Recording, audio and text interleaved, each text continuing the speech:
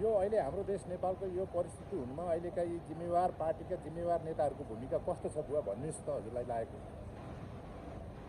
तपाईँले विषय प्रसङ्ग त राम्रै गरी सोध्नुभयो, तर यो सुरुवात कसरी भयो भन्ने कुरामा तपाईँ जानु भएन।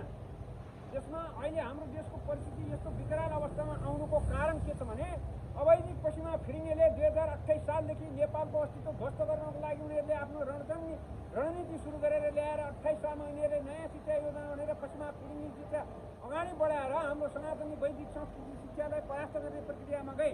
त्यसपछि 28 सालपछि 36 सालमा बहुदल भनेर वीरेन्द्रलाई लगाएर चाहिँ बहुदल र निर्दल पक्षमा चुनावी मतमा ल्याए।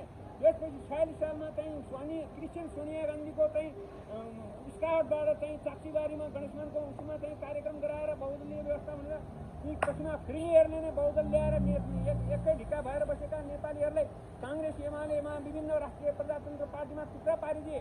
त्यसबाट टुक्रा पारेर पनि यिनीहरूलाई चित्त नबुझेर माओवादीको प्रचण्डलाई अगाडि बढाएर यिनी क्रिस्चियन पश्चिमा फिरिङ्गीहरूले माओवाद भनेर 10 वर्ष जनयुद्ध गराएर चाहिँ बाहुनहरूलाई काट्ने, गाईको मासु खाने, मन्दिर भत्काउने गरेर क्रिस्चियन रणजनी गरेर चाहिँ ल्याएर सम्झौतामा मिलेर आइसकेपछि के गरे भने यिनीहरूले चाहिँ दरबार सिद्ध्यायो। अवैधिक पश्चिमा फिरिङ्गी दलका मान्छेहरू मिलेर दरबार वीरेन्द्रको वंशनाश गरे।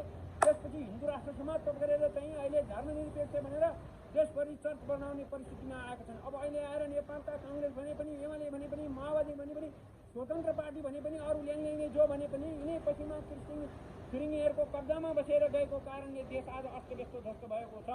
हालै आएर यङ्गी र जङ्गी भन्ने चाहिँ यो केटीले उचालेर चाहिँ सारा बुढा मान्छेलाई तहसनस गरेर, बुद्धिजीवीहरूलाई तहसनस गरेर, उडनखालका केटाहरूलाई अगाडि बढाएर आइमै केटीहरूलाई ताली सुत्न लगाएर देश ध्वस्त गरेर चाहिँ सिंहदरबार पनि ध्वस्त, सर्वोच्च पनि ध्वस्त, बुद्धिजीवीको घर पनि ध्वस्त, खुसिया भ्रष्टाचारी नेताहरूको पनि सबै ध्वस्त।